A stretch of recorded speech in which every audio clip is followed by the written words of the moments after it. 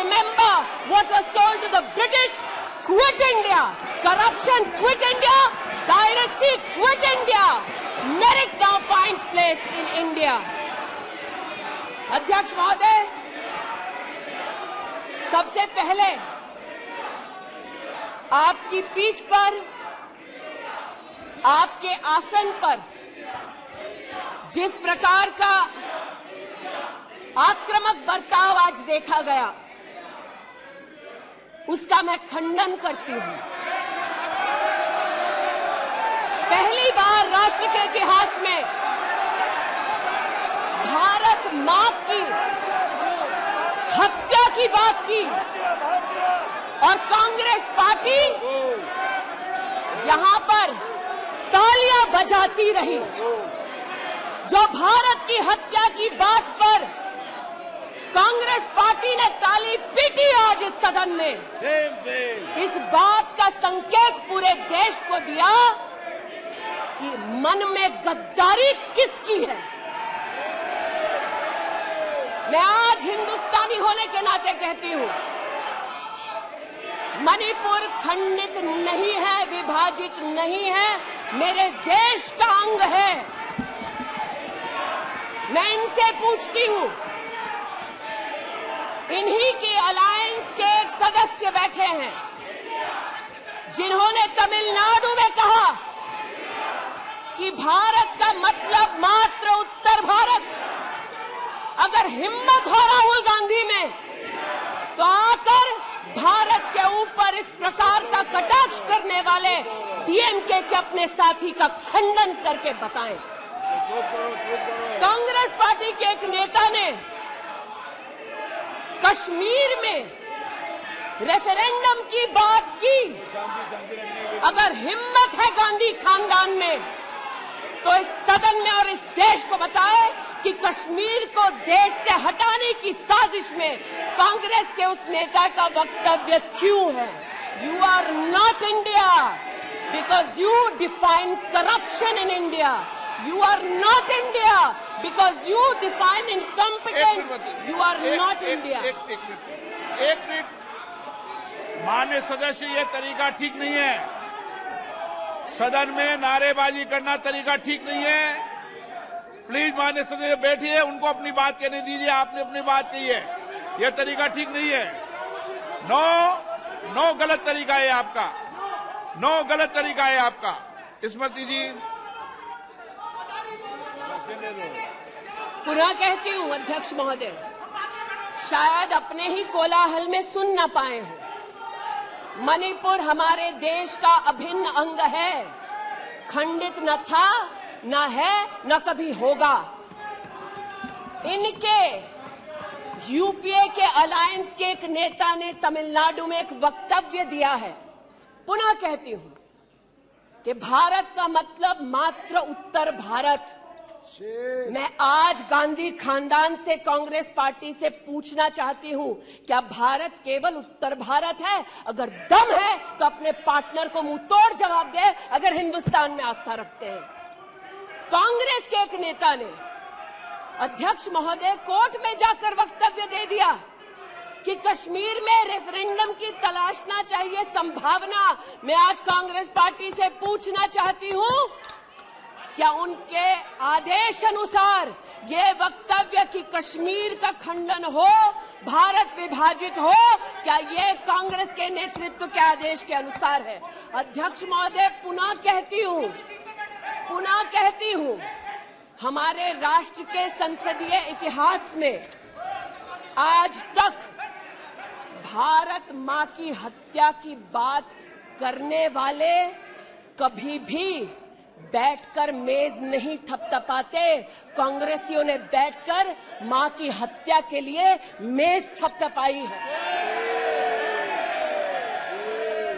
ये बात करते हैं इंसाफ की, ये चेहरा धूमिल है, ये चेहरा धूमिल है। मैं बताऊं किसका चेहरा है, मैं बताऊं किसका चेहरा है अध्यक्ष महोदय। ये चेहरा है गिरिजा टिक्कू का। सुन लीजिए पंडितों की दास्तान आप भी। गिरिजा टिक्कू का यह चित्र है। 90 के दशक में एक महिला यूनिवर्सिटी में अपना पेचेक लेने जाती है, सारी बातें करूंगी, अपना पेचेक लेने जाती है, बस से घर लौटने का प्रयास करती है, उसको 5 मर्द बस से खींचकर टैक्सी में ले जाते हैं, बलात्कार करते हैं और फिर आरी से उसका बदन काट देते हैं।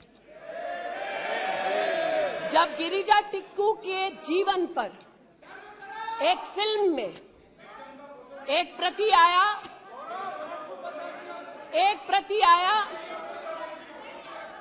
मैं आज कहना चाहती हूं कि कांग्रेस के कुछ प्रवक्ताओं ने उसको प्रोपेगेंडा कहा। सरला भट्ट, आप नहीं चाहते कश्मीरी पंडितों की दास्तान कहीं सुनाई जाए, आप नहीं चाहते वो आइडेंटिफाई हो एज विक्टिम्स। सरला भट्ट मेडिकल स्टाफ थी। 90 के दशक में उसको उसके इंस्टीट्यूट से अगवा करके गैंग रेप किया गया और सड़क के किनारे रखा गया।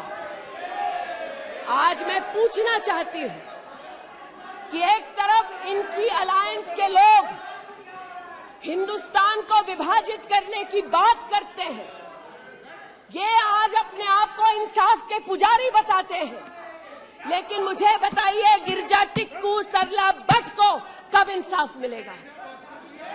हर गली हर मोहल्ले में एक स्लोगन गूंजता था पंडितों के बीच, रलियू सलियू गलीव। पुनः कहती हूं, रलियू सलियू गलीव। आप चिल्लाना बंद करें, समझे पहले, रलियू सलियू गलीव। या तो अपना धर्म बदलो या कश्मीर छोड़ो या यहीं मरो। उनकी आवाज भारत की आवाज नहीं है, उनकी आवाज को आपने कभी नहीं सुना। मैं आज कहती हूं, इन्होंने कहा अश्रु बहाए, भ्रमण किया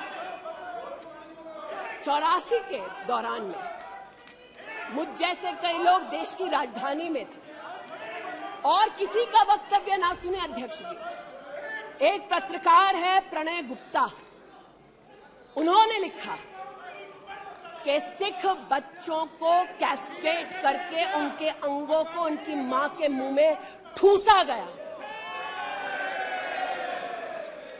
आज बोलती हूं, त्रिलोकपुरी में 30 औरतों को इकट्ठा करके चीला गांव में ले जाकर उनका बलात्कार किया। सुल्तानपुरी में एक महिला ने एफिडेविट दी है, मेरे हस्बैंड को मार दिया, बेटी को शादी से एक रात पहले उठाकर ले गए और उसका बलात्कार किया। एक 45 साल की मां ने कहा सिख दंगों के दौरान कि ना सिर्फ मेरे पति को मारा, ना सिर्फ मुझे गैंगरेप किया, बल्कि मेरे सामने मेरे बेटे पर केरोसिन छिड़ककर उसको आग लगा दी गई। और आज ये भारत की बात करते हैं, कहते हैं कि कश्मीर से कन्याकुमारी तक 130 दिन चल रहे थे। मैं जोड़ों के दर्द पर भाषण नहीं दूंगी अध्यक्ष महोदय, लेकिन इतना जरूर कहूंगी कि जिन वादियों को हिंदुस्तान ने खून से सना देखा है, जिन वादियों में गोलियों की आवाजें हर दिन सुनाई देती थी, जब ये उन वादियों में गए तो जैसे कश्मीरी कहते हैं शीन जंग कर रहे थे, बर्फ के गोलों के साथ अपने के किसी परिजन के साथ खेल रहे थे। अध्यक्ष महोदय, ये तब संभव हुआ जब प्रधानमंत्री मोदी ने धारा 370 हटाई। आज इस सदन में उल्लेख हुआ है कि ये गए हैं, I have been to Manipur, you might have not been. आज इस सदन में उल्लेख हुआ है कि ये यात्रा में गए और यात्रा में क्या आश्वासन दिया कि अगर इनका बस चले तो धारा 370 ये पुनः स्थापित कर दे। धारा 370 की वजह से कश्मीर की बेटियों को दहेज के लिए अगर प्रताड़ित किया जाता था तो वहां की बेटियों के पास कानून का सहारा नहीं था, क्योंकि इन्होंने धारा 370 लगाई। कश्मीर में अगर बेटियां प्रदेश के बाहर ब्याही जाती थी तो उनके पैतृक संपत्ति पर उनका अधिकार समाप्त हो जाता था, क्योंकि इन्होंने धारा 370 लगाई। कश्मीर में अगर 14 साल से कम उम्र की बच्ची का 18 साल से कम उम्र की बच्ची का ब्याह रचा दिया जाता था तो उसे कानून का संरक्षण नहीं मिलता था, क्योंकि इन्होंने धारा 370 लगाई। आज जो भग गए हैं सदन से उनसे कहना चाहती हूं कि इस देश में न धारा 370 लौटेगी, इस देश में कभी भी पंडितों को रलिव सलिव गलिव का धमकी कोई देने वाले बचेगा नहीं। आज कई यहां पर बहनें उपस्थित हैं जो वहां से अपनी आक्रोश को और राहुल जी के प्रति समर्थन को व्यक्त कर रही हैं। 84 के दंगों का विवरण सुनकर, गिरिजा टिक्कू का विवरण सुनकर, और मैंने स्वयं अध्यक्ष जी मणिपुर के मुख्यमंत्री से बात कर त्वरित रूप से वहां पर लोग पकड़े जाएं, न सिर्फ इसका वहां पर निवेदन किया बल्कि वो लोग पकड़े गए। सीबीआई की इंक्वायरी जारी है। लेकिन जो आज यहां बैठे हैं, मैंने उनसे पूछना चाहती हूं, जो चले गए, उन्होंने कहा वो राजस्थान गए हैं। और राजस्थान में क्या हुआ महोदय? गिरिजा टिक्कू को तो 90 के दशक में आरी से काट दिया गया था। भीलवाड़ा में 14 साल की लड़की के साथ सामूहिक बलात्कार होता है। इस सदन से 2 महिला एमपीज उस परिवार से मिलती हैं। बच्ची जब जिंदा थी गैंगरेप के बाद महोदय, उसे काटा जाता है, फिर उसे भट्टी में डाल दिया जाता है। ये इन महिला सांसदों का वक्तव्य है कि जिस बच्ची को 14 साल की उम्र में जब जीवित थी गैंगरेप के बाद भीलवाड़ा राजस्थान में काटा गया, जलाने के लिए फेंका गया, उसका मात्र एक हाथ भट्टी के बाहर छूट गया था। मैं आज पूछना चाहती हूं अध्यक्ष महोदय, ये आज जो जोर जोर से चिल्ला रहे हैं, न्याय की गुहार इन्होंने तब नहीं लगाई जब 60 साल की एक महिला का पश्चिम बंगाल में उसकी नाती के सामने गैंगरेप हुआ।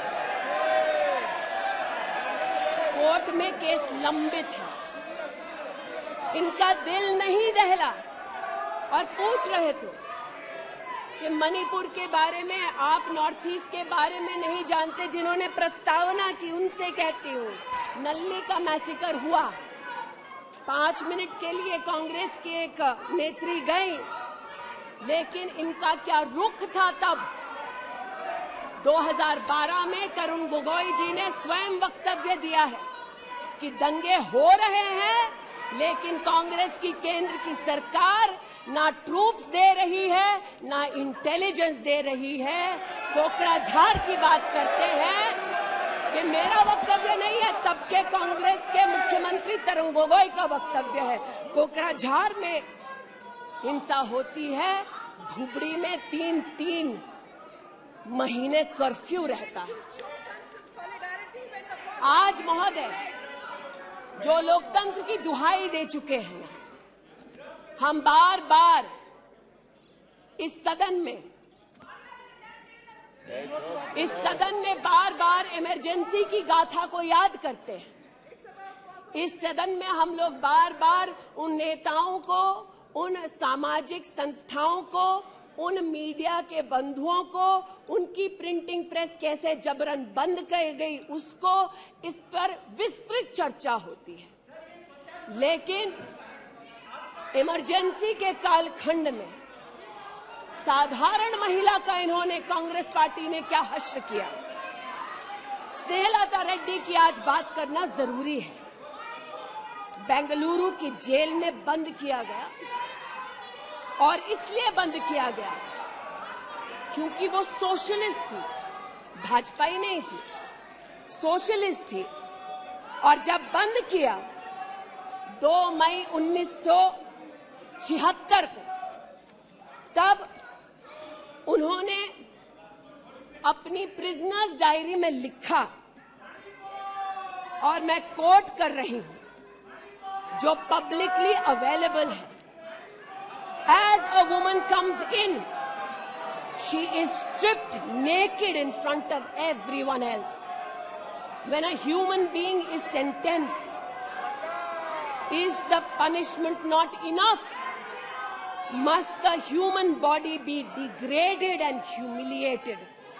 ये स्नेहलता रेड्डी के शब्द है, जो उन्होंने इमरजेंसी के कालखंड में जेल में लिखे, अपनी अचीवमेंट्स को बताते हुए।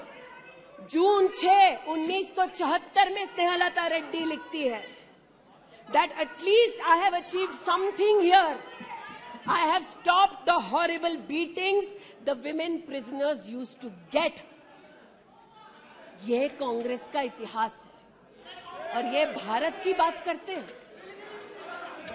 अस्थमा की पेशेंट थी ये महिला, जेपीजी को तो डायलिसिस ना करने दिया, अस्थमा की इस पेशेंट को दवा नहीं लेने दी। वो 2 बार एस्थमेटिक कोमा में गई, और एस्थमेटिक कोमा में जाते जाते जब उनकी हालत बिगड़ी तो पैरोल पर उनको 15 जनवरी 77 में छोड़ा। चार्जशीट में इस औरत का नाम नहीं था, और 5 दिन बाद उनका देहांत हो गया। इनका इतिहास खून से सना है, और जिनकी हत्या हुई आज वो इनको कटघरे में नहीं ला सकते, इसलिए आज इस सदन में मैं उनका नाम ले रही हूं, उनके बारे में बोल रही हूं। चाहते हैं कि मणिपुर पे चर्चा हो, मणिपुर पे चर्चा करने के लिए बार बार पार्लियामेंट्री अफेयर्स मंत्री ने गुहार लगाई, बार बार देश के गृह मंत्री ने कहा, हमारे श्रद्धेय राजनाथ जी ने भी कहा कि आप मणिपुर पे सदन पर चर्चा कीजिए, हम चर्चा के लिए तैयार हैं, भागे ये, हम नहीं, भागे ये और हम नहीं। और भागने के पीछे कारण क्या? क्योंकि गृह मंत्री जब बोलने लगेंगे, परतें जब खुलने लगेंगी, तब ये मौन साध लेंगे। मौन मुद्रा का उल्लेख हुआ था, मौन थे ये लोग कई चीजों पर, और आज भी हैं। अध्यक्ष महोदय, मेरे हाथ में केपीएमजी की एक रिपोर्ट है जो इनके कार्यकाल से संबंधित है, जो कहता है कि करप्शन की वजह से यूपीए की कार्यकाल में हमारे देश की जीडीपी की ग्रोथ को 9% का नेगेटिव इम्पैक्ट होगा। ये अंतर्राष्ट्रीय एजेंसीज बोल रही थी, लेकिन ये चुप थे, आज भी चुप हैं। जो लोग जीरो लॉस थियरी सिखाते थे, आज उसी कांग्रेस के एक नेता को कोयला घोटाले के लिए सजा हुई है, और वो चुप है। लेकिन चुप और बहुत सारी चीजों में रहे महोदय। 2005-06 में यूपीए की सरकार को यह ज्ञात हो गया था कि खुले में शौच करने की वजह से महिलाओं का बलात्कार हो रहा है। 2005-06 में इनको पता था, ये सरकारी सर्वे में ज्ञात हुआ है, लेकिन ये चुप थे। 2010 में वर्ल्ड बैंक की रिपोर्ट ने कहा, इनकी तब सरकार थी, कि स्वच्छता न होने की वजह से देश की जीडीपी पर 6.4 का नेगेटिव इम्पैक्ट है। ये चुप रहे। महिला का बलात्कार खुले में शौच में हो रहा था, इनको पता था, ये चुप रहे। 2014 तक देश में केवल 39% आबादी को इन्होंने टॉयलेट की व्यवस्था सुनिश्चित करके दी। 2019 तक 100% कवरेज हुआ। 110 मिलियन टॉयलेट, ये हंसते हैं इस पे अध्यक्ष जी। शायद इनको पता नहीं है कि एक महिला के लिए दिन की शुरुआत में शौच के लिए बाहर जाना या सूर्यास्त का इंतजार करना, शौच के लिए बाहर जाना और वहां उसका शारीरिक शोषण होना, बलात्कार होना, ये कितनी बड़ी सामाजिक और क्रिमिनल चुनौती है, इस बात से इनको कोई सरोकार नहीं, इसलिए उपहास का विषय बनाते हैं। आज मुझे ये कहते हुए शर्मिंदगी है कि मैं यहां पर कह रही हूं कि खुले में शौच करने वक्त औरत का बलात्कार होता है, ये उपहास उड़ा रहे हैं और महिला उपहास उड़ा रही है। शायद यही लक्षण है कांग्रेस मिथ अलायंस के कि औरत का बलात्कार हो तो ये हंसे, भारत मां की हत्या की बात हो तो ये यहां पर तालियां पीटे, ये कांग्रेस का लक्षण है। इनकी प्रस्तावना के वक्त ये कहा गया कि हम बात करेंगे मात्र एक व्यक्ति से, हम किसी मंत्री से बात नहीं करेंगे, क्योंकि मंत्रियों की कार्यशैली पर इनको चर्चा नहीं करनी। और शायद सच भी है, इनका अपना अनुभव है कि इनके यहां पावर का केंद्र बिंदु एक था। यहां पर फर्क यह है कि हम सब कलेक्टिव रिस्पॉन्सिबिलिटी के भागीदार हैं। इसलिए आज जब गजेंद्र शेखावत जी के मंत्रालय की ओर से टॉयलेट की व्यवस्था होती है तो मैं एक महिला सांसद और नागरिक के नाते इनका भी उतना ही अभिनंदन करती हूं जितना कि प्रधानमंत्री जी का। जल जीवन मिशन महोदय, हमारे देश में जब इनकी सरकार थी तो मात्र 3 करोड़ परिवारों तक नलके से पानी पहुंचता था। अब 2019 का आंकड़ा कहता है कि आपने तब तक 9.5 करोड़ तक पानी पहुंचाया और अब लगभग 19 करोड़ 40 लाख और 12 करोड़ 40 लाख तक आपका पानी नलके से पहुंच चुका है। लेकिन इनको इससे भी सरोकार नहीं कि अगर टॉयलेट बना, महिलाओं का शोषण कम हुआ, देश की साधारण महिला का सम्मान बढ़ा, तो इनसे इनका कोई सरोकार नहीं। स्पष्ट है, गरीब के घर में नल से जल पहुंचा तो कांग्रेस का उसका कोई सरोकार नहीं, ये स्पष्ट है और सही है। हमारा सरोकार है, देश हमारा है, सेवा हमारी है। आज ये उत्तेजित है कि मैं इस सदन में मंत्रिमंडल के अपने कई सहयोगी साथियों का वर्णन करती हूं। एक ऐसी महिला मंत्री का वर्णन कर रही हूं जो वर्तमान में नहीं है। जनधन के माध्यम से 23 करोड़ महिलाओं का बैंक का खाता खुला। ये इनके लिए कोई मान्यता नहीं रखता, ये मुझे स्वीकार है, ये हमारे लिए अहम है। मुद्रा के माध्यम से 40 करोड़ लोगों को जो जीवन में कभी व्यवसाय नहीं कर पाते थे, जिनके पास कांग्रेस की पर्सनल डायलिंग मशीन नहीं थी, उनको मुद्रा का लोन मिला। 27 करोड़ लोन महिलाओं को दिए गए।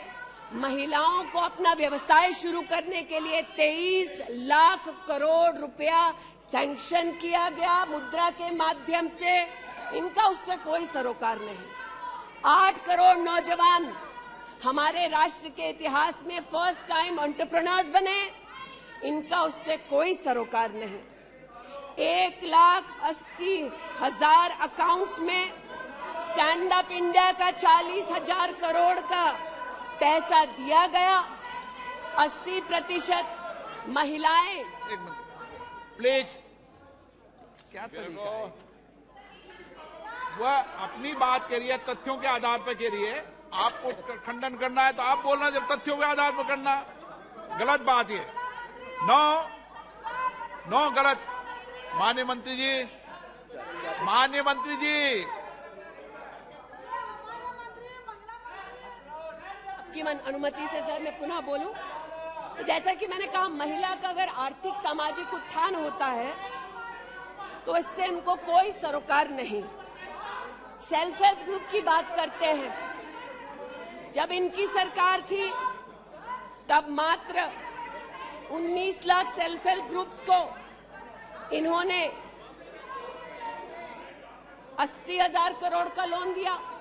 हमने 9 करोड़ महिलाओं को 5 लाख करोड़ की आर्थिक व्यवस्था करके दी देश के सेल्फ हेल्प ग्रुप में। यह हमारा अभिमान है। जो आज महिला के बारे में चर्चा कर रहे हैं, बंद करो सर। जब इन्होंने महिला संबंधित बजट की व्यवस्था की तब इनके कार्यकाल से 130% ज्यादा बजट हमारे प्रधानमंत्री जी ने देश की महिलाओं को समर्पित किया। ये हमारा अभिमान है। आयुष्मान भारत के अंतर्गत 10 करोड़ परिवारों में महिलाओं को आयुष्मान भारत का कार्ड मिला। आज तक 2 करोड़ 60 लाख महिलाओं ने हॉस्पिटल वेलनेस सेंटर में सुविधाएं ली। ब्रेस्ट कैंसर में 12 करोड़, सर्विकल कैंसर में 8 करोड़ महिलाओं ने स्क्रीनिंग कराई। इनका उससे कोई सरोकार नहीं, बल्कि इनका उनसे सरोकार है दिल्ली में, जिन्होंने आयुष्मान भारत योजना दिल्ली में लागू ही नहीं की। इनका उनसे सरोकार है।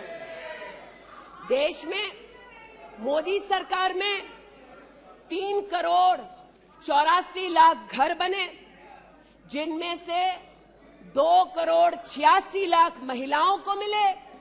इनका उनसे कोई सरोकार नहीं, क्योंकि गरीब महिला लखपति दीदी बन गई, वो हमारा अभिमान है, इनका नहीं। हमारे देश में 8 करोड़ 50 लाख बेटियों ने समग्र शिक्षा के माध्यम से स्कूल में सेवा ली, मुफ्त टेक्स्ट बुक की सेवा ली। बेटियां का ये उपलब्धि हमारा अभिमान है, इनका नहीं। 5 लाख से ज्यादा बेटियों के लिए स्कूलों में अलग से टॉयलेट की व्यवस्था हुई। ये इनका अभिमान नहीं, हमारा अभिमान है। हमें अपनी बेटियों पे गर्व है। 5 लाख दिव्यांग बेटियों को मंथली स्टाइपेंड मिलता है। ये सेवा हम देश की बेटियों को दे सकते हैं। ये हमारे लिए बहुत बड़ा प्रभु का उपकार है। 1,28,000 बेटियों को मेरिटोरियस स्कॉलरशिप दी जाती है, 12,000 रुपए की हर साल। ये सेवा का मौका परिवारों ने हमको दिया। 2 लाख से ज्यादा बेटियों को सेल्फ डिफेंस की ट्रेनिंग दी जा रही है। आज एलिमेंट्री एजुकेशन में बेटियों की एनरोलमेंट 100% है इस देश में। ये हमारे देश के लिए गौरव की बात है। आज पहली बार फीमेल एनरोलमेंट उच्च शिक्षा में महोदय 2 करोड़ से ज्यादा हुआ है महिलाओं का। ये देश के लिए गौरव की बात है। आज दलित बेटियों का एनरोलमेंट बढ़ा है 38%। दलित बेटियों का उल्लेख करती हूँ, ये चिल्लाते हैं, इनको दलित बेटियों से सरोकार नहीं, हमको है। ये हमारे लिए गर्व की बात है। आदिवासी बच्चे, लड़कियां 63% उनका एनरोलमेंट बढ़ा महोदय। आदिवासी बच्चों के साथ इनका कोई सरोकार नहीं। आदिवासी बेटियों ने हमारे प्रधानमंत्री को सेवा का मौका दिया। ये हमारे लिए प्रभु की असीम कृपा है। नॉर्थ ईस्ट की बात करते हैं तो महिला ने नॉर्थ ईस्ट में 34% की इंक्रीज हुई है एनरोलमेंट में। नॉर्थ ईस्ट के मेरे सभी साथियों को, चाहे वो सदन में कहीं भी बैठे हों, महिलाओं की दृष्टि से मैं अभिनंदन देती हूँ। आज हमारे देश में महिला जो पीएचडी करती है, 99.2% की वृद्धि हुई है एनरोलमेंट में पीएचडी करने वाली महिलाओं में। ये हमारे लिए हिंदुस्तानी होने के नाते गौरव की बात है। आज जो महिला शैक्षिक संस्थानों में सेवा दे रही यूनिवर्सिटीज में, इंस्टीट्यूशंस में, कॉलेजेस में 66%, 66% उनकी वृद्धि हुई है। आप हो करते जाएं, हम तो उनके लिए बल्ले बल्ले ही करेंगे। आज मुझे ये कहते हुए खुशी है कि हमारे लेबर मिनिस्ट्री ने कहा है कि ईपीएफ में 28,70,000 महिलाओं ने अब अपने आप को सब्सक्राइबर बनाया है। आज 2017 से लेकर 22 तक लगभग 1400 महिला साइंटिस्ट को भारत सरकार की विविध स्कीम्स के अंतर्गत सहयोग मिला है।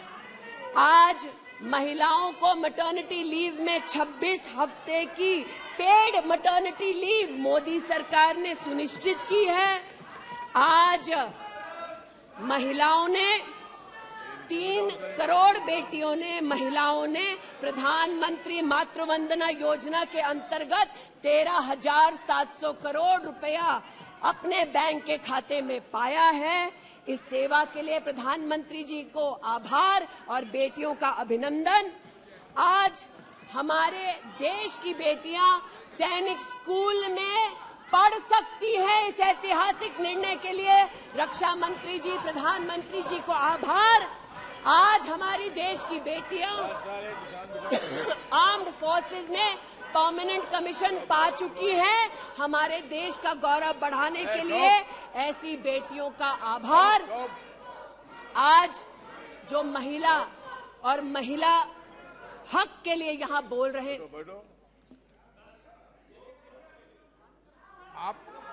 आप विषय पे बोल रही हैं और अविश्वास प्रस्ताव पे सब विषय पर बोल सकते हैं। ये तरीका अच्छा है क्या? बोलिए माननीय। वो भी शायद मजबूर हैं, उनको भी रिमोट से डायरेक्शन आया है। इतना ही कहना चाहती हूँ कि आज एक तरफ हमारी बेटियों ने सैनिक स्कूल में, आर्म्ड फोर्सेस में अपने प्रतिभा के आधार पर देश का गौरव बढ़ाया है। दूसरी ओर बिना किसी पुरुष सहयोगी के हिंदुस्तान के इतिहास में पहली बार 4,313 मुस्लिम बहनें अकेली हज के लिए गईं और सुरक्षित हिंदुस्तान लौटी। जो महिला हक की बात करते हैं महोदय, उनसे कहना चाहती हूं, महिला हक को संरक्षित करने के लिए जब हमारी सरकार ट्रिपल तलाक के कलंक को मिटाना चाहती थी, तब महिला के हक में नहीं बल्कि वोट बैंक के लालच में इन्होंने सदन की कार्रवाई को त्याग दिया था।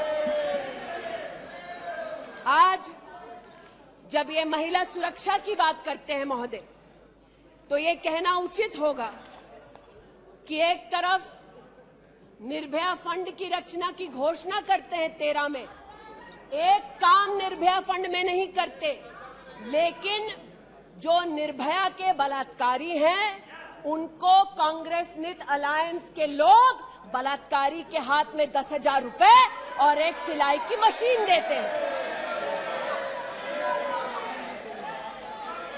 आज हमें इस बात का गौरव है कि देश में 42 प्रोजेक्ट्स 5,000 करोड़ की लगभग लागत से भारत सरकार के सौजन्य से बन रहे हैं। जो महिला सुरक्षा के लिए ये न कर पाए, वो आज प्रधानमंत्री मोदी कर रहे हैं। आज integrated emergency response management system के अंतर्गत देश के 983 रेलवे स्टेशन पर महिला पैसेंजर्स के लिए 24 घंटे सुरक्षा का प्रावधान किया गया। आज कोंकण में वीडियो सर्वेलेंस सिस्टम की विशेष व्यवस्था महिला संरक्षण और महिला सुरक्षा के लिए की गई। आज चूंकि रेल मंत्री बैठे हैं, आर्टिफिशियल इंटेलिजेंस के आधार पर facial recognition system, integrated surveillance system, ये सब भारत सरकार के सौजन्य से महिला सुरक्षा के लिए प्रधानमंत्री मोदी ने सुनिश्चित की। एक बात पर मैं आपत्ति अभी दर्ज करती हूं अध्यक्ष जी, कि जिनको आज मुझसे पहले वक्तव्य देने का अधिकार दिया गया, उन्होंने जाते जाते एक अभद्र यहां पर लक्षण के दर्शन दिए। It is only a misogynistic man who can give a flying kiss to a parliament which seats female members of parliament. ऐसी गरिमा विहीन आचरण को इस देश के सदन में कभी नहीं देखा गया। ये उस खानदान के लक्षण हैं, या आज सदन में देश को पता चले। लेकिन कहां गए हैं, वहां पर क्या हालात हैं अध्यक्ष महोदय?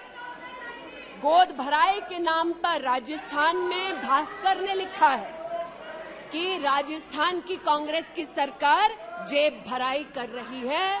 13 से 20 महीने का घरबाशय दिखाया जा रहा है राजस्थान में, और भारत की तिजोरी से पैसा लूटा जा रहा है। इनका सरोकार महिला उत्थान से नहीं, ये महिला के बारे में क्या सोचते हैं, इनकी क्या हरकतें हैं, इनके नेता ने जाते जाते यहां पर उसको प्रसारित कर दिया है। लेकिन इन्हें सरोकार इनके नेता को किससे है? चीन से है। तो चूंकि सब चीन में इतनी रुचि लेते हैं कांग्रेस पार्टी के नेता, इसलिए आज एक सुखद समाचार भी सुनाती हूं। चीन में 31st यूनिवर्सिटी गेम्स हुआ। 1959 से लेकर आज तक भारत को मात्र 18 पदक मिले। इस बार 26 मेडल का रिकॉर्ड हिंदुस्तान के बच्चों ने स्थापित किया। भारत मां के टुकड़े के लिए तालियां बजाते थे, भारत मां के बच्चों के लिए तो बजा दो। 11 गोल्ड, 5 सिल्वर, 10 ब्रॉन्ज।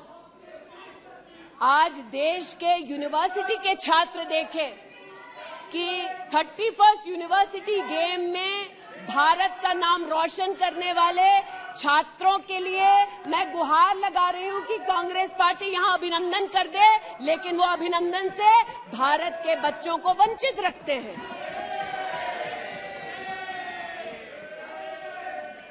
बात अभिनंदन की निकली तो एक वो भी थे जिन्होंने आसमान चीरा और दुश्मन को मुंहतोड़ जवाब दिया।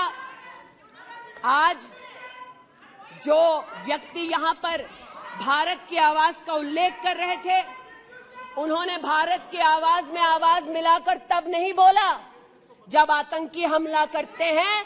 उन्होंने भारत की आवाज से अपनी आवाज को भिन्न करते हुए इस सदन में भारत के रक्षा बलों से प्रमाण मांगा इस सदन में। लेकिन प्रमाण क्यों मांगा? क्योंकि कुछ लोगों ने कहा होगा। और प्रमाण मांगने का क्या सलीका है, ये मीडिया के मित्रों के माध्यम से आया है ध्यान में देश के। न्यूज क्लिक की आज बात करना थोड़ा मैं जरूरी समझती हूं। न्यूज क्लिक, नेवल सिंघम कुछ पत्रकारों को हिंदुस्तान में लिखते हैं कि किस प्रकार से हिंदुस्तान के खिलाफ न्यूज सर्कुलेट होनी चाहिए, कैसे चाइना के समर्थन में अलग अलग आर्टिकल लिखने चाहिए, और इसे एक बार छपवा दो तो ट्राई कॉन्टिनेंटल पब्लिकेशन इसको इकट्ठा करके फिर काम आगे बढ़ाएगा। मेरे एक पार्लियामेंट्री सहयोगी निशिकांत जी ने इस पर जब विषय उठाया तो मैं स्तब्ध हूं कि कांग्रेस पार्टी ने डिमांड नहीं की कि अगर कोई बाहरी ताकत का पैसा लेकर हिंदुस्तान में व्यवस्थाओं को भंग करना चाहता है, हिंदुस्तान को कलंकित करना चाहता है, तो उस पर कार्रवाई करो। ऐसा कांग्रेस का पक्ष नहीं था। कांग्रेस ने पक्ष ये लिया कि जो निशिकांत दुबे के मुंह से शब्द निकले हैं उनको एक्सपंज कर दीजिए। लेकिन ये जो ट्राई कॉन्टिनेंटल पब्लिकेशन है महोदय, जिसके बारे में ना आप ईडी को माने, न्यूयॉर्क टाइम्स को माने, वो ट्राई कॉन्टिनेंटल पब्लिकेशन के जो मुख्य रिसर्चर हैं उनके वक्तव्य को कांग्रेस पार्टी अपने ऑफिशियल फेसबुक पर क्यों डालती है, ये मैं पूछना चाहती हूं। जो जानबूझकर भारत के किसानों के हितों के खिलाफ बोलते हैं, उनका वक्तव्य ट्राई कॉन्टिनेंटल पब्लिकेशन वालों का जो सीनियर फेलो या रिसर्चर है, उसका वक्तव्य कांग्रेस, नेशनल कांग्रेस के फेसबुक पर 19 अप्रैल 2019 को क्यों पब्लिश होता है, ये थोड़ा बहुत शोध का विषय है, ये थोड़ा बहुत चर्चा का विषय है। आज मैं ये कहना चाहती हूं कि जब प्रस्तावना हुई, मैं तो प्रस्तावना के विरुद्ध खड़ी हूं। मैं नरेंद्र मोदी जी के नेतृत्व पर राष्ट्र के सभी नागरिकों के साथ पुनः विश्वास दर्शाते हुए अपना वक्तव्य देती हूं। लेकिन राहुल जी ने किस पर विश्वास जताया? राहुल जी ने विश्वास जताया मुस्लिम लीग पर। कहा सेक्युलर पार्टी है। शायद राहुल जी ने ना पढ़ा हो कि 80 के दशक में मुरादाबाद में 83 लोगों को मारने वाली मुस्लिम लीग, राहुल जी को बताना पड़ेगा सेक्युलर कैसे हुई। राहुल जी को आज जवाब देना होगा कि वो राष्ट्रभक्ति की बात करते हैं, तो क्या जेएनयू में जाकर जब भारत तेरे टुकड़े होंगे का नारा दे रहे थे, वो राहुल गांधी की देशभक्ति थी? राहुल गांधी को आज जवाब देना होगा, है तो नहीं? उनको आज जवाब देना होगा। जिस अफजल गुरु ने इस संसद पर हमला किया, उस अफजल गुरु के संरक्षक समर्थक को कांग्रेस पार्टी ने अपने पार्टी का नेता बना दिया, जिसने कहा यह राहुल गांधी की देशभक्ति है। राहुल गांधी की देशभक्ति आज बताती हूं। इन्होंने, घबराइए मत, आप ही की नेता बोलकर गए हैं, घबरा क्यों रहे हैं? बैठिए, आराम से बोल रही हूँ। जरा संक्षेप कीजिए। मैं पुनः बोलना चाहती हूँ अध्यक्ष महोदय, बहुत सारे व्यवधान आए, अब राहुल जी की बात चली है तो कृपा थोड़ी सी कर दीजिए। दोबारा कहती हूँ, क्या बोले हैं और क्या बाहर बोले हैं। देश के बाहर गए तो कहा आइडियाज ऑफ इंडिया कॉन्क्लेव में that there is going to be a Mars upsurge. India has massive amount of polarization. ये राहुल गांधी के शब्द हैं। इसका मतलब राहुल गांधी ने विदेश में जाकर कहा हिंदुस्तानी सौहार्द की भूमिका में नहीं रहते। राहुल गांधी ने कहा कि हिंदुस्तानी भाईचारे में इतना विश्वास नहीं करते because there is a massive amount of polarisation. और राहुल गांधी ने कहा there is going to be a mass upsurge. Now the question is, how can the opposition effectively use the upsurge to change politics? मतलब उन्होंने कहा कि देश में उथल पुथल होगी। मैं स्पष्ट करना चाहता हूं, विपक्ष इस उथल पुथल को कैसे इस्तेमाल कर सकता है, ये मैं सोच रहा हूं। फिर उनका शब्द है देश में केरोसिन फैला है, हमें एक चिंगारी की जरूरत है। आज पूछना चाहती हूं, माचिस ढूंढते ढूंढते राहुल गांधी कहां गए? अमेरिका गए? तंजीम अंसारी के साथ, जो पाकिस्तानी इमाम जावेद अहमद के साथ ताल्लुक रखते हैं, अमेरिका में अपने कार्यक्रमों को उनके साथ करवाया। राहुल गांधी मिन्हाज खान, जो हिंदुस्तान के खिलाफ आवाज बुलंद करते हैं, उनके साथ उन्होंने मीटिंग की। आज जो लोग इस देश में एस्पियोनाज के लिए पकड़े जाते हैं, उनका राहुल गांधी ने जाकर विदेश में समर्थन किया। वे तब से अडानी अडानी कर रहे हैं, तो अब थोड़ा मैं भी बोल दूं। फोटो मेरे पास भी है। इतना ही खराब है तो जीजा जी उसके साथ क्या कर रहे हैं? तो निशिकांत जी सही कहा, किसी को सेट करो, किसी को भेंट करो। पूछना चाहती हूं, 1993 में मुंद्रा पोर्ट में कांग्रेस की सरकार ने अडानी को जगह दी। तब प्रधानमंत्री कौन थे? कांग्रेस के थे।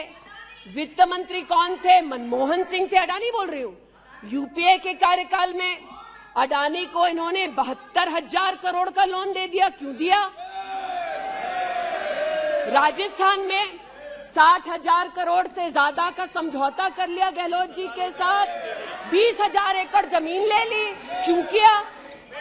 केरल में कांग्रेस की यूडीएफ सरकार के साथ पोर्ट का काम क्यों दिया? महाराष्ट्र में जब कांग्रेस के पास सत्ता थी तो फिर कांग्रेस ने अडानी को पोर्ट का काम क्यों दिया? बंगाल में हल्दिया पोर्ट का काम अडानी को क्यों दिया? छत्तीसगढ़ में कांग्रेस पार्टी ने अडानी को काम आदिवासियों ने मना किया, फिर भी क्यों दिया?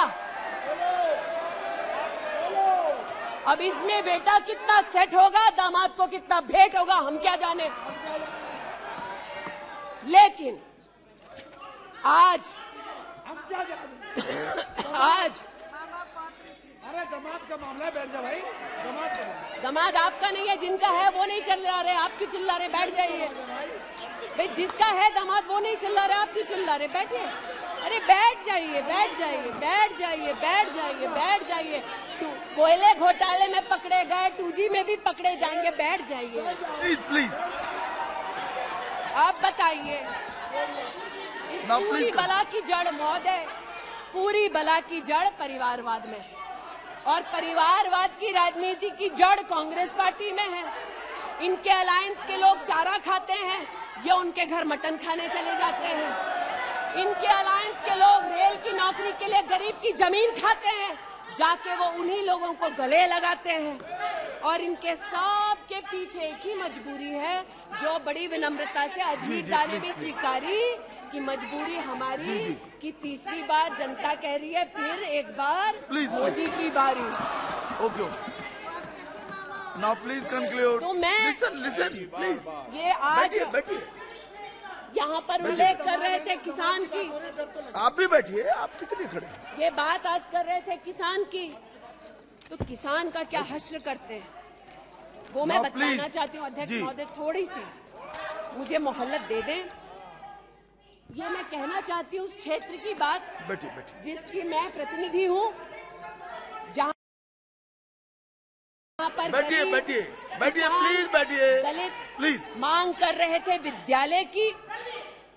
1982 में किसानों ने 4 बीघा 2 बिस्वा जमीन इंटर कॉलेज के लिए दी, और अमेठी में धोखे से किसानों की ये जमीन हड़पने वाले फाउंडेशन का नाम गांधी खानदान है। 2016 में राहुल जी दौरे में गए तिलोई, वहाँ पर लोगों ने कहा 200 छात्रों ने सुनिए कि जमीन वापस कर दो, हमारे लिए कॉलेज की व्यवस्था करो। इन्होंने अपने अलायंस पार्टनर के साथ उन छात्रों को जेल भगा दिया। 17 में जेल भगाया। सेठा गौरीगंज में प्रमाण है, आ जाओ गौरीगंज, दूध का दूध पानी का पानी यही कर दूंगी। गौरीगंज सेठा रोड पर जमीन हब्जा ली। भूसियावा मार्ग पर नरसिंहभानपुर पर मुंशीगंज में जमीन हत्या ली। ये उनका संस्कार है। जमीन कौन कौन हड़पता है ये कांग्रेस की गाथा स्पष्ट है। जहां ये है वहां पर आज मैं अभिनंदन देती हूं रेल मंत्री का कि रेल कोच फैक्ट्री रायबरेली में भी 10,000 कोचेस तब बनी जब नरेंद्र मोदी देश के प्रधानमंत्री बने। पीड़ा हो रही है जी। मैं बस इतना बताना चाहती हूँ कि आज जो किसानों का दम भरते हैं, बालियान साहब शायद यहाँ नहीं है, मैं अमेठी के किसानों की ओर से विशेष बालियान साहब आपको नतमस्तक होकर आभार व्यक्त करती हूँ। राष्ट्र के इतिहास में पहली बार अमेठी में खाद की रैक उतरी जब मोदी आए। इन्होंने न खाद दी, गौरीगंज में किसानों पर लाठीचार्ज करते थे, राजनाथ जी इसके साक्षी हैं। इन्होंने 80% लोगों के पास अमेठी में जहां 5 दशक इन्होंने राज किया, 80% लोगों को शौचालय नहीं दिया, 60% लोगों के घर में बिजली नहीं दी। और ये आज लोकतंत्र की बात करते हैं, अपनी प्रतिभा की बात करते हैं। आज मैं आभार व्यक्त करती हूँ, अमेठी का पहला सैनिक स्कूल मोदी जी ने दिया, 7.5 लाख लोगों को मुफ्त अनाज मोदी जी दे रहे हैं। अमेठी का आज पहला मेडिकल कॉलेज जिसके नाम से इस खानदान ने जमीन हड़प ली थी, वो नरेंद्र मोदी ने दिलवाई। आज मैं इतना कहना चाहती हूँ अध्यक्ष महोदय, जो अभी है नहीं, जो 50 साल की उम्र के बाद देश देखने निकले थे, वो देश के किस कोने में वर्तमान में है मैं नहीं जानती, लेकिन इतना एक मिनट। और देखिए, आपने एक फिलोसोफर का मंत्रिमंडल में अविश्वास प्रस्ताव लाया है, मंत्रिमंडल उस संबंध में बोलेगा, उनको बोलने का अधिकार है। प्लीज आप बैठ जाइए। मणिपुर पर चर्चा आपने नहीं मांगी है, वो एक विषय है, उस पर चर्चा हो रही है, उसका उत्तर भी आएगा, परंतु no, please sit down. But what sir of the enemy who speaks slyly, what of that enemy? आज जिनके पास ना नीति थी, ना नियत थी, ना देश के प्रति निष्ठा थी, आज ना जो कभी हिंदू के हुए, जिन्होंने राम के अस्तित्व को नकार दिया, ना सिखों के साथ जिन्होंने इंसाफ किया, जो ना कभी महिलाओं के उत्थान के लिए समर्पित थे, ना नौजवान के सशक्तिकरण के लिए समर्पित थे, ना किसान के बलिदान को स्वीकार कर किसान की समृद्धि के लिए समर्पित थे। आज उनसे कहना चाहती हूं कि जो समर्पित है, जो सबके विश्वास के साथ सबका विकास कर रहा है, उस पर देश को पुनः विश्वास दिखाएंगे। 24 में पुनः मोदी सरकार बनाएंगे।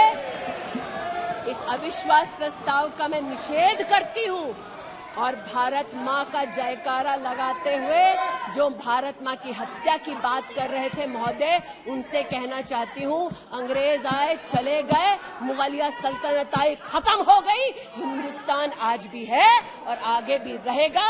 और हिंदुस्तान इस देश की तिजोरी की चाबी वापस उनकी माताजी के हाथ में नहीं देगा। श्री मिथुन रेड्डी जी,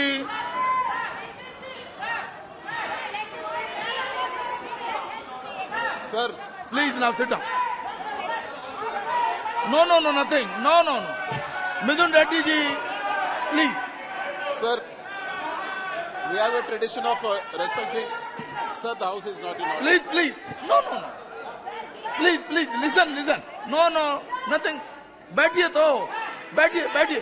आप please, no, please cooperate. जी. बैठिए. No.